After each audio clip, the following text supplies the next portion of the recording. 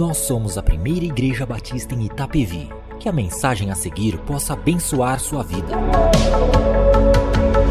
Aquilo que nós entendíamos de mundo vai deixar de existir. Aquela coisa que nós estávamos acostumados a viver vai deixar de existir. Nós vimos aí, e essa é a grande tendência. É por isso que nós estamos hoje refletindo sobre o tema Novos Tempos, Novas Ações. Eu quero convidar você a orar antes de entrarmos nessa reflexão. Deus amado e eterno, nós pedimos a Ti agora que venha ministrar as nossas vidas, que o Senhor venha falar aos nossos corações, que o Senhor Deus possa derramar sobre nós da Tua unção, da Tua graça. Nós entendemos que realmente estamos vivendo novos tempos e que grandes mudanças virão em poucos anos, e nós queremos ser uma igreja relevante para o nosso tempo hoje e queremos deixar uma igreja relevante para os nossos filhos e netos. E a nossa oração é que o Senhor nos ajude a entender os tempos e nos ajude, Deus, a sermos esta igreja que venha dialogar com a futura geração, Senhor. No nome de Jesus, ajuda-nos hoje, abre o nosso entendimento para aquilo que o Senhor quer falar conosco. Nós queremos ter um tempo de reflexão onde Teu Espírito nos mova. É o que nós pedimos, Deus, no nome de Jesus. Amém. Sabe que achei esse tema um grande desafio. E confesso que de todas as mensagens que nós trabalhamos durante esses 5 meses em nossa série, essa foi talvez a que mais me quebrou a cabeça. Como, Deus, eu posso falar à Tua igreja e como eu posso fazer a igreja compreender as mudanças necessárias, porque em poucos anos nós estaremos vivendo com uma geração totalmente diferente daquela que nós estamos acostumados ou que nós somos parte dela. E a minha oração realmente nesses dias é que Deus nos ajude a entender isto. Eu não vou adentrar na conversa da tecnologia como nós vimos nesse vídeo, até porque eu não sou um especialista dessa área, mas eu quero pegar com vocês uma passagem bíblica, um momento bíblico, e nós podemos entender aquele tempo que era um tempo também de mudanças e que necessidades houveram para que aquele pessoal pudesse se adaptar a essa nova mudança. O mundo já passou por várias transformações e, como nós vimos através desse vídeo, irá passar por várias outras mudanças ainda. Precisamos reconhecer que todas as transformações industriais que o mundo experimentou provocaram mudanças na cultura, no modo de viver do ser humano e, consequentemente, da igreja, pois a igreja ela é composta de pessoas. Você já imaginou como era a igreja antes de existir a luz? Você já tentou fazer esse exercício? Uma coisa eu posso garantir para vocês: não existia culto depois das 18 horas, com certeza. Contudo, quando a luz foi descoberta e quando a luz começou então a ser implantada na sociedade, ela provocou uma mudança em toda a sociedade e a luz provocou uma mudança na cultura desta sociedade. Porque a luz fez com que a noite se tornasse dia, isso é, possibilitou às pessoas de realizarem trabalhos durante a noite. Necessariamente chegava às 18 horas, elas não precisavam mais ir dormir e acordar às 5 da manhã quando o sol se levantasse. As pessoas passaram a dormir mais tarde. E com isso, as igrejas também começaram a prestar culto, a se reunirem após as 18 horas, como nós estamos aqui hoje fazendo. Antes da luz não havia essa possibilidade. E eu acredito que com a descoberta da luz, que afetou então a vida da igreja, inicialmente eu imagino comigo, que quando alguns pastores disseram assim: gente, nós vamos agora começar a fazer nossos cultos às 19 horas, a igreja deve ter entrado em pânico. Mas como? Isso não faz parte da nossa cultura. Nós não temos culto depois das 18 horas. Possivelmente ainda viviam e viam a noite como um símbolo das trevas. E foi nesses tempos que foram surgindo mitos, né? Lobisomem, Saci Pererê. Aí você já pensou, nós vamos reunir 19 horas e as pessoas vão para a igreja com medo de encontrar um lobisomem no caminho, com medo de encontrar um Saci Pererê, porque isso estava dentro da cultura. E para a igreja todas essas mudanças provocavam mudanças no indivíduo. Precisava lidar com novas realidades.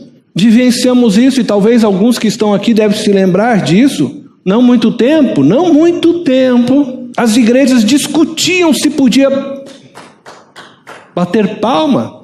Já tem lá no Salmo, batei palma todos os povos ao Senhor, mas a igreja discutia se podia bater palmas. Não muito tempo, as igrejas discutiam se poderia ter uma bateria, né? Como instrumento de louvor. Todas as vezes que há uma mudança de geração, uma mudança de compreensão de alguma coisa, todas as vezes parece que a igreja reage, né? Arrepia o cabelo. Mas como isso? Como fazer mudanças? E nós ficamos travados e levamos anos para fazer algumas pequenas mudanças que a própria Bíblia não nos proíbe de tê-las. E eu fico então tentando imaginar agora, diante de mudanças tão grandes como as que estarão acontecendo em pouco tempo. Estamos diante de uma nova revolução industrial. E essa revolução está transformando a cultura. Não temos como fugir disso. A igreja não tem como impedir a transformação cultural.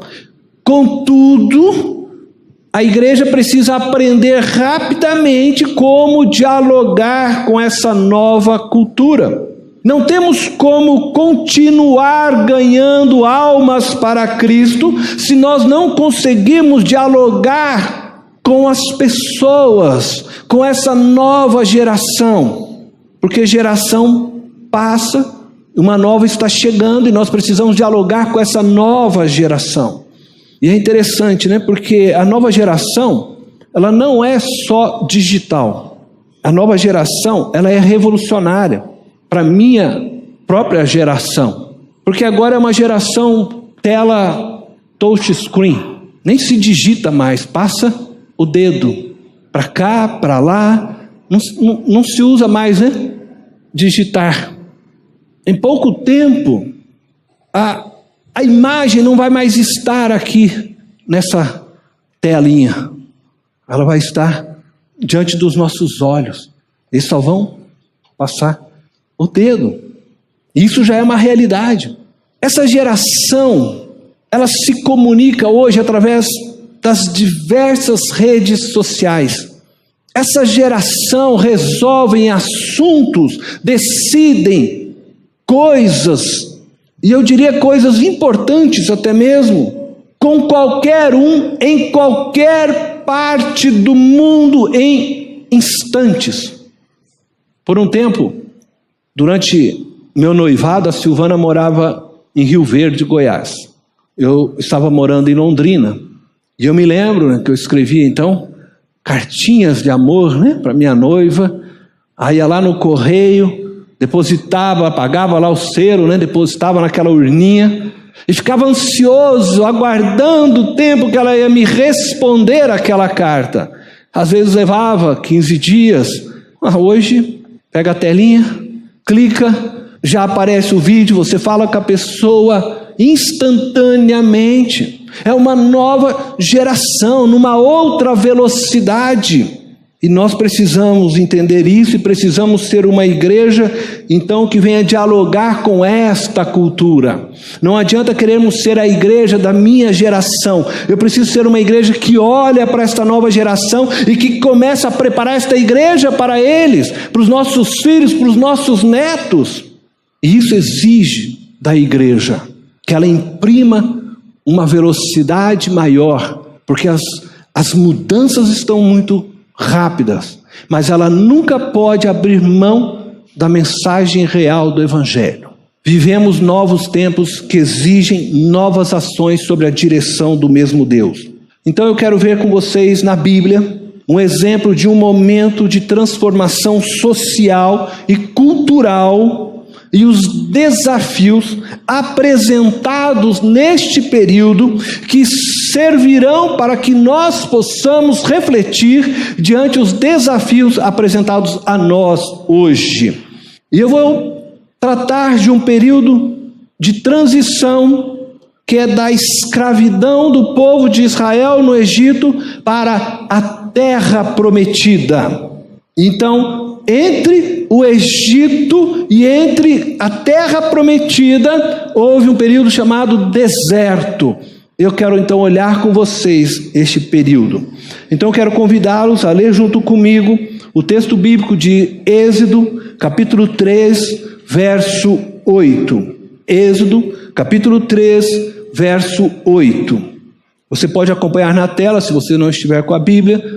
Diz assim: por isso desci para livrá-lo das mãos dos egípcios e tirá-los daqui para uma terra boa e vasta, onde manam leite e mel, a terra dos cananeus, dos hititas, dos amorreus, dos ferezeus, dos heveus e dos jebuseus. E eu quero tentar ilustrar para vocês o que está acontecendo. Então, eu peço que você preste um pouco só de atenção. Imagina comigo que esse espaço onde estou é o Egito, a terra do Egito. Então, aqui é o lugar da escravidão. Durante o tempo que Israel ficou aqui no Egito, eles eram escravos. E você imagina comigo que onde está aquela placa saída, aquela porta é a terra prometida. Passou lá a saída, é a Canaã, a terra prometida. Deus vem e diz para este povo: eu vou tirá-los dessa terra, eu vou levá-los para uma terra prometida, vocês vão entrar num novo tempo. Mas nesse percurso eles precisam atravessar um espaço que nós chamamos então de deserto. É uma longa caminhada até eles poderem atravessar e entrar na terra prometida. Esse espaço de deserto é um espaço de transição entre o Egito e a terra prometida. Enquanto eles estavam no Egito, enquanto eles estavam aqui dentro desse espaço, esse povo era oprimido. Esse povo tinha que trabalhar, porque eram escravos, e comer, para que no outro dia pudesse trabalhar e comer, para que novamente pudessem trabalhar. Esse povo não tinha sonho enquanto estava aqui. O único desejo que havia no coração deste povo era de poder se libertar deste lugar, era poder se libertar da mão daqueles que lhes oprimiam, os egípcios. E este povo clama a Deus, para que Deus pudesse livrá-los. E o texto que nós lemos é uma resposta de Deus a este povo, dizendo então que iria tirá-los daquela terra, daquela escravidão. Porque enquanto ali eles estivessem, não havia sonho, porque tudo que eles sonhassem, tudo que eles desejassem era tirado pelos aqueles que lhes oprimiam. Então eles não tinham casas próprias, eles não plantavam e colhiam, desfrutavam do seu trabalho. Tudo que eles faziam era para os egípcios. Então só tinha um desejo, um único sonho, se assim podemos chamar, era ser livre, romper com aquelas correntes da escravidão que lhes prendiam. Era esse o sonho deste povo. Ora, agora Deus vem e os tira dessa terra. Então eles começam essa caminhada. Eles estão indo para uma nova terra. Agora então como nômades, porque agora eles não têm ainda a terra, eles estão em transição para chegar na nova terra. Como nômades no deserto, eles eram agora livres. Bom, eles já não precisavam mais trabalhar para os egípcios, eles estavam livres para construírem sua própria história. desenvolverem um relacionamento com o seu Deus, porque enquanto estavam naquela terra, os egípcios não deixavam que eles cultuassem o seu Deus, mas agora estavam livres para desenvolver essa relação com Deus.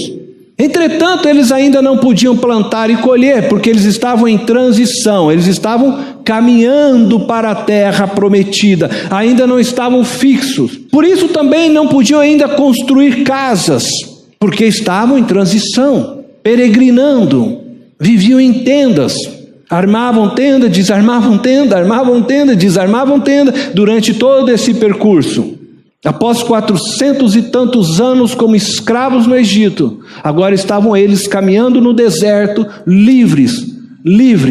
E agora então eles podiam sonhar, porque agora não tinha sobre eles um opressor que arrancasse os sonhos deles, mas eles podiam sim sonhar, e Deus projeta para eles um sonho. E então eu quero dizer para vocês que o primeiro grande desafio no período da transição era uma readequação da visão.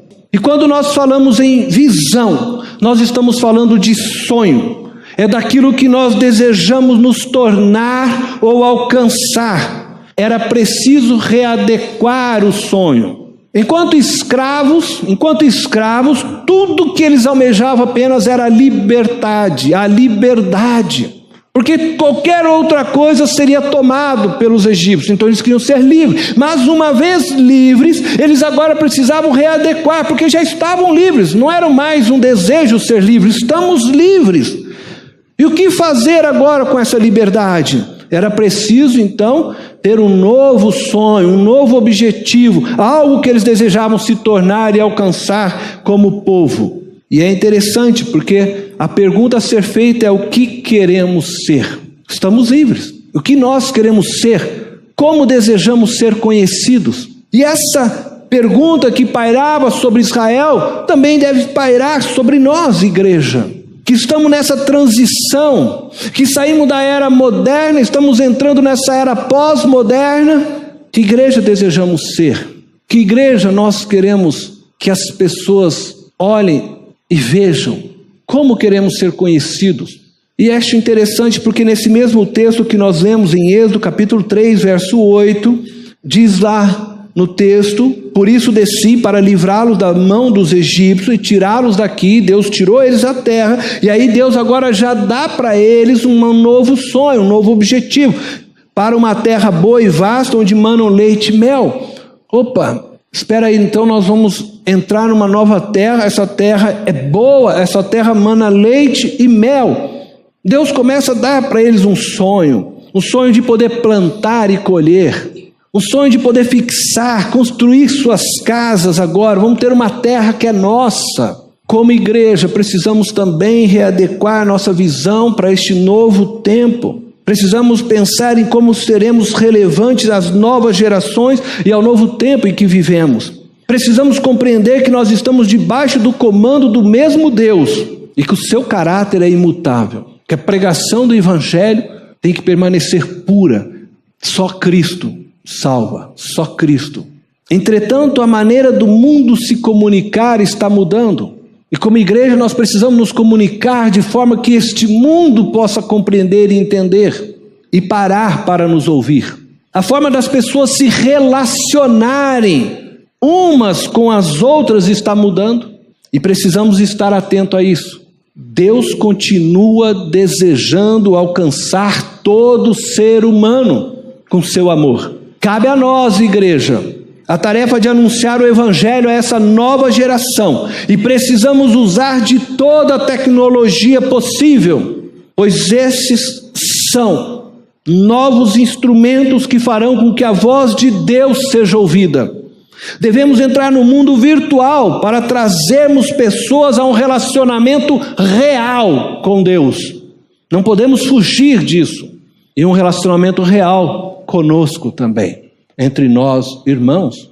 Porque as pessoas estão cada vez mais dentro de um mundo virtual e nós precisamos entrar e alcançar essas vidas para Cristo, trazê-las para uma dimensão real de relacionamento com Deus. Se você deseja evangelizar pessoas, se relacionar em amor com as pessoas, você precisa se conectar ao mundo digital. Você precisa entrar nisto, porque o mundo está ali. Senão, nós acabamos nos tornando como no passado alguns fizeram. Eu vou viver minha santidade em algum mosteiro e não vou me relacionar com as pessoas, vou ser santo. E Deus está pedindo que nós possamos pregar a mensagem, que nós possamos ir onde as pessoas estão, ao alcance delas. Não é para nós nos escondermos no mosteiro, não é para nós nos escondermos dentro de uma igreja, mas é para nós sairmos, irmos em direção a estas pessoas, aonde elas estiverem, nos becos da cidade ou no mundo virtual que hoje estão. Nós temos que ir atrás deles. E a igreja precisa entrar e entender que ela tem que ser luz aonde as pessoas estão. São novos tempos, novas gerações. E se você deseja evangelizar, você precisa entrar nesse mundo. A tecnologia faz parte da realidade de hoje. As crianças nascem e já ganham um smartphone. Com 5 anos, eu vejo crianças pequenininhas, já estão ali jogando, brincando. Elas já nascem dentro desse mundo virtual. Para elas isso é parte. Faça um upgrade na sua visão. Você precisa realmente readequar a visão. Nós, igreja, precisamos nos readequarmos para alcançarmos esta nova geração e continuarmos dialogando com esta nova geração. E aí então surge um segundo desafio. Precisamos transpor nossos próprios limites. Sair da escravidão para a vida nômade do deserto não foi uma transição fácil, como não foi para a igreja aceitar uma bateria, como não foi no passado aceitar que pessoas batessem palmas durante o culto. Não é fácil toda a transição. Tirar hinos, colocar cânticos. E eu sei que tem muitos que ainda sentem saudade, né, dos belos hinos, né? E vamos dizer a verdade, mais bonito que muitos cânticos, né? Mas nós precisamos ter uma igreja que fale para a geração que vem, não para nós. Graças a Deus nós já temos Cristo, mas e os nossos filhos, e os nossos netos? Então precisamos pensar neles e precisamos caminhar em direção a eles. Não será fácil, e eu quero dizer isso para vocês, não será fácil sairmos de uma igreja com uma linguagem da era moderna para uma linguagem da era pós-moderna, para uma era tecnológica. E nem todos conseguiram acompanhar o movimento de Deus quando Deus tira o povo do Egito e ordena então que eles vão para a terra prometida. Nem todos conseguiram caminhar neste movimento de transição durante o deserto. E da mesma forma eu quero dizer que nem todos conseguirão acompanhar o movimento de Deus entre a geração máquina de escrever e essa geração digital virtual.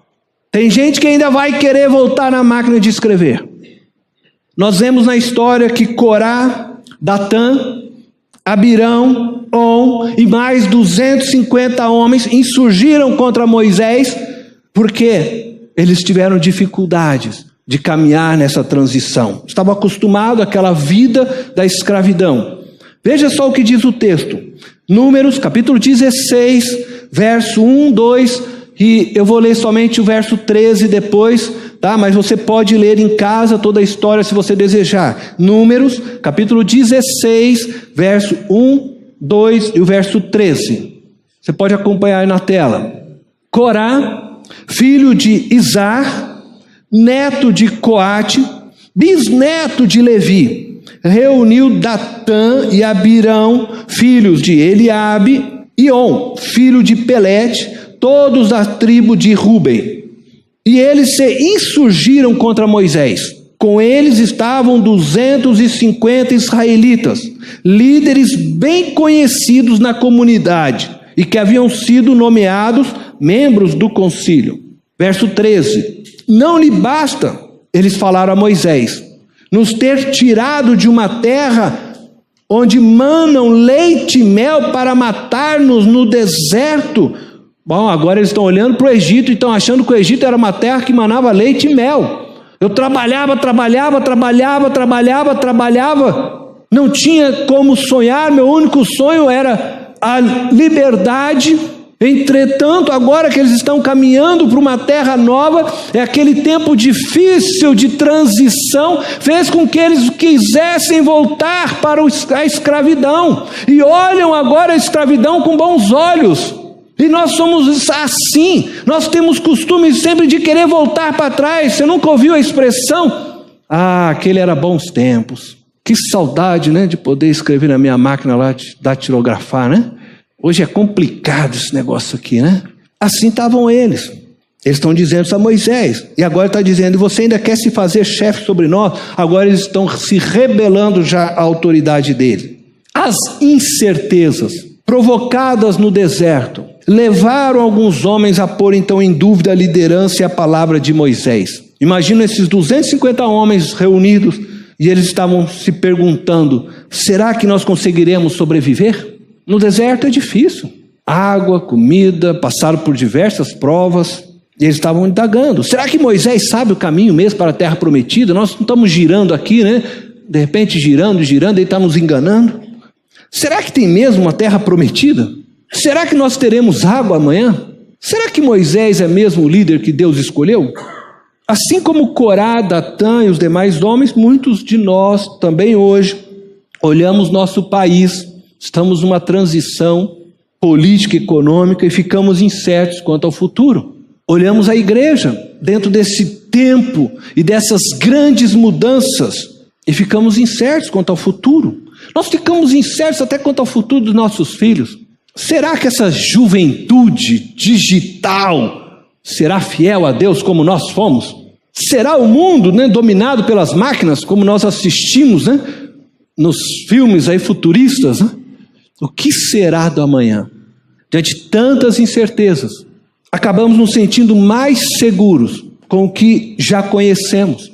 E aí, muitos de nós queremos retornar para trás, queremos voltar ao lugar que nós pelo menos conhecemos e sabemos. Bom, pelo menos datilografar aquela máquina, eu sei. Você sabe que eu acho que eu comecei o curso de datilografia umas 5 vezes, gente. Era chato demais fazer AS, DFG, né? AS, DFG, AS, DFG. Eu não aguentava, nunca fui muito paciente assim. Eu sempre fui daquele que queria aprender rápido. Aí tive que fazer 5 vezes. Depois fui trabalhar como telepitista. Muitos talvez nem sabem o que é isso, e muitos talvez nunca mais vão ver isso, a não ser que você for no museu. Telepitista era um operador de telex. Trabalhei numa empresa chamada Transparaná S.A., que vendia caminhões da Volkswagen e tratores da Massey Ferguson. Foi meu primeiro emprego. A empresa, ela possuía 27, se eu não me engano, tá, entre algum número assim próximo disso, filiais pelo Brasil todo. Então tudo era feito com base no telex. Então eu passava o dia inteiro lá, digitando. E é interessante que hoje nós estamos num mundo muito mais ágil, mais fácil. Entretanto, o medo do desconhecido, né? De não saber manusear, de repente, um negocinho como esse, faz com que a gente queira voltar de novo lá a operar uma máquina de telex. Mas aquilo lá eu sabia fazer, eu dominava, e a gente fica com medo. Nós ficamos com medo dessa nova geração nos atropelar. E você sabe o que eu fico imaginando? Nunca ouvi, mas eu imagino que essa nova geração deve conversar, né, entre eles. Eu fico pensando que eles devem falar. Como eles podem ainda querer voltar para a velha máquina de escrever? As teclas eram duras. Quem aqui datilografou sabe disso, né? As teclas eram duras. Quando você ia teclando, acabava o rolo, a fita, né? Lembra disso? Tinha um rolo de fita, preto e vermelho. Aí você tinha que botar a mão naquele rolo, aí seu dedo ficava tudo preto e vermelho, aquela coisa bonita, né? Você tinha que... E põe papel, e tira papel. Você bateu errado no teclado, a letra, foi errado, já era. Ou você pegava o papel, arrancava, jogava na latinha de lixo, ou depois, né, arrumava aquele, esqueci o nome daquele negocinho branquinho, né? Mesmo assim ficava a marquinha dele lá, né? Agora você vem aqui, deleta. Você digitou, errou, deleta. Aliás, quando você escreve errado, a própria máquina já corrige para você. Nós estamos vivendo novos tempos. Por isso eles devem perguntar, mas como que eles conseguiam viver naqueles tempos, né? Como conseguiam viver? Nós não estamos mais no tempo em que os filhos escrevem. E é muito comum os pais aqui exigir dos filhos que, mas que letra feia. Vai escrever lá. Para com isso, gente. Isso aí era na minha época, que eu tinha que fazer trabalho em papel amasso. Vocês lembram disso? Hoje eles nem sabem o que é um papel amasso. Porque hoje tudo é digitado. Aí você quer que o teu filho escreva bonito. Ele nem escreve. Vai para a escola, hoje não escreve. As escolas hoje que já estão na frente, elas usam quadros digitais. O professor vai dar aula do universo, aparece aquele, coisa linda, as estrelas, o universo, a terra, vai lá 3D, aquela coisa toda, tudo digital. Nós temos muito para caminhar, senão nós vamos ficando para trás, e as pessoas não vão andar conosco. A nova geração pede passagem. O maior legado que podemos deixar para a nova geração é uma igreja que os compreenda, que responda às suas perguntas, e que fale na sua linguagem a verdade sobre Cristo Jesus.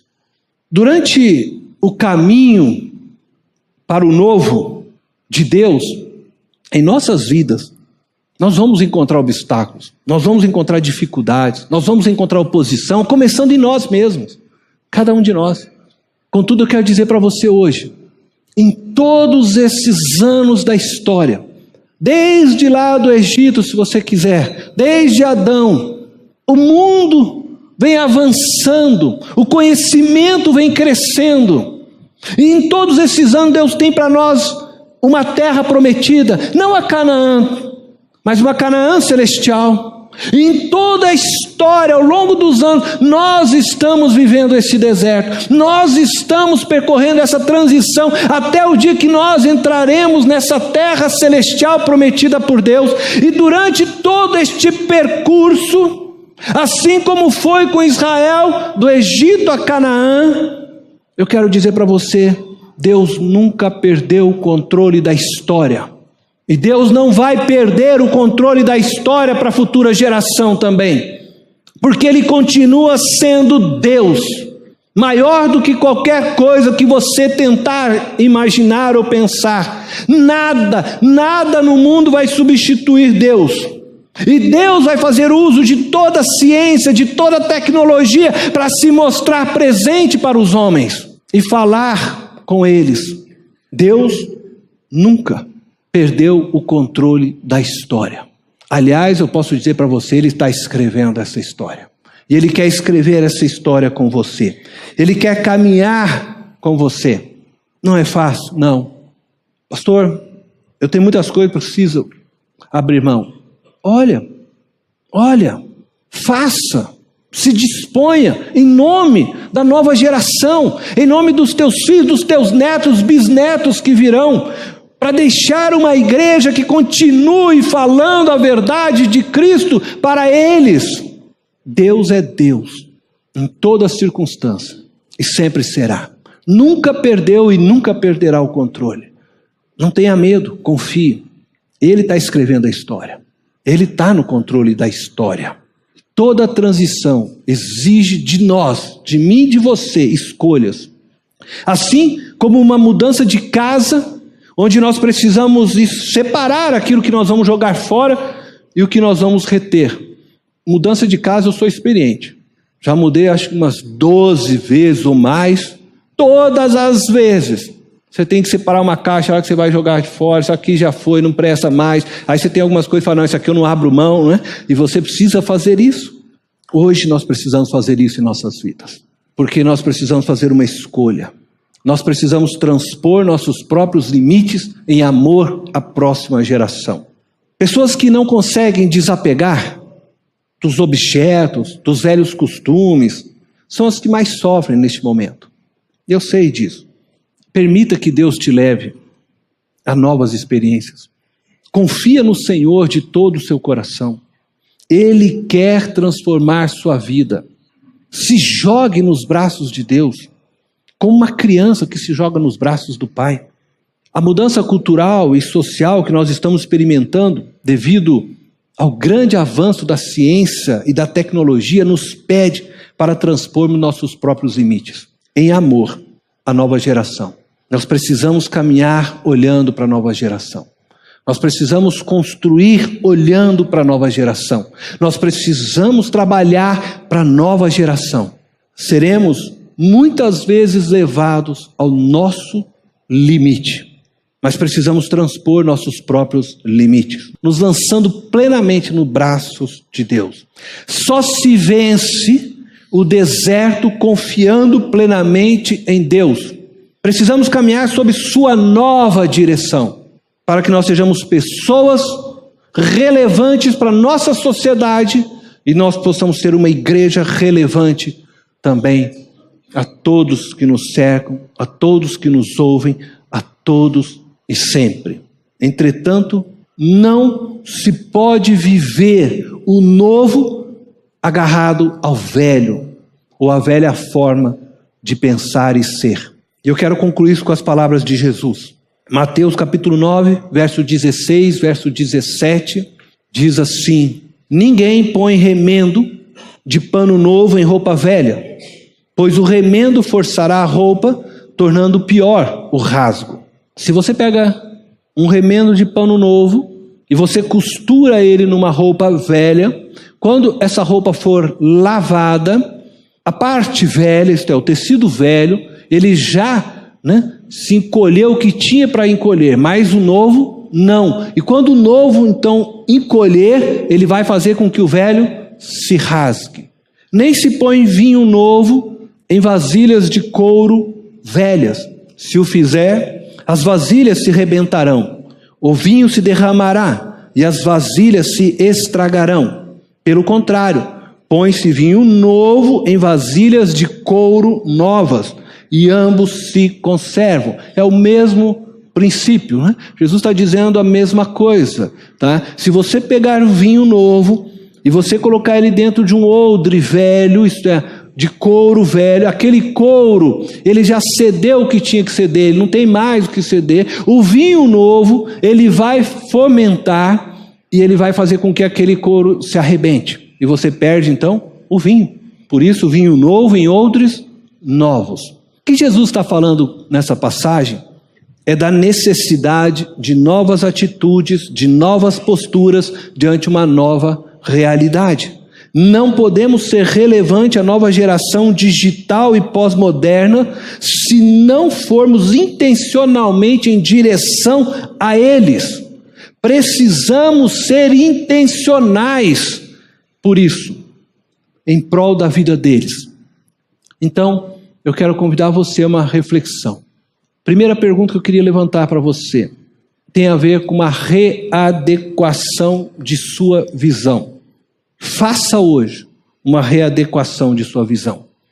Qual o legado que você quer deixar para os seus filhos?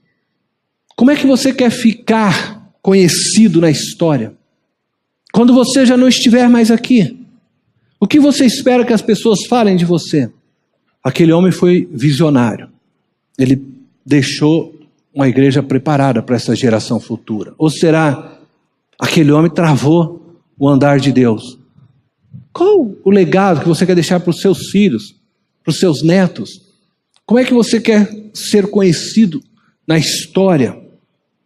A segunda coisa tem a ver com transpor os próprios limites. Então a pergunta que eu faço é: o que você precisa abandonar para conseguir ser relevante à nova geração? Em outras palavras, que passos você precisa dar para dialogar com a nova geração? Qual é o passo que você precisa dar? Eles pedem passagem. Que passo você precisa dar para deixar eles ter uma igreja que fale a língua deles, que alcance-os? Que passo nós precisamos dar? Feche os teus olhos. Que Deus nos ajude a readequarmos a nossa visão, nossos sonhos. Que Deus nos ajude a transpormos nossos próprios limites para sermos relevantes à geração que vem. Pai amado e eterno, eu quero colocar diante do Senhor nossas vidas e a nossa igreja. E quero pedir a Ti, ó Deus, que nos ajude, Senhor, a a sermos uma igreja relevante para o nosso tempo. Nós não queremos ser a igreja relevante para a Idade Média, porque já passou. Nós não queremos ser a igreja relevante para os anos 60, porque já passaram. Nós queremos ser a igreja relevante para este tempo. E queremos ser, Deus, uma igreja já pronta para esta geração que está chegando, para que eles continuem a história da pregação do Teu Evangelho, Senhor. Nós queremos, Senhor, poder preparar tudo que for necessário, como fez Davi, que preparou tudo e disse: Salomão, agora construa o templo. Nós queremos deixar preparada a igreja para a geração que vem. Ajuda-nos, Deus, a readequarmos nossa visão. Ajuda-nos, Deus, a transpor nossos próprios limites. E eu sei que eu tenho limites. Eu sei, Deus, que eu também sou de uma geração, Senhor, da velha máquina de escrever, e que estou tentando aprender, Senhor, a dialogar com essa geração digital, virtual, tentando me relacionar com eles, para poder levar o Teu amor até eles, Senhor. Eu oro para que o Senhor nos ajude, como igreja, a fazermos isso, a alcançarmos essa graça, Deus, no nome de Jesus. Dá a todos nós, dá a nossa liderança, a cada um desta igreja, a visão correta. Gera em cada coração o sonho correto. Ajuda-nos, Deus. Ajuda-nos a nós que somos líderes dessa igreja, responsáveis por esta igreja, a readequar nossa visão e a transpor nossos limites pessoais, para que a Tua glória se manifeste, para que a Tua vontade prevaleça, para que Teus sonhos prevaleçam e não os nossos, Senhor. Amém. Esta foi mais uma mensagem especial da Primeira Igreja Batista em Itapevi. Que Deus te abençoe.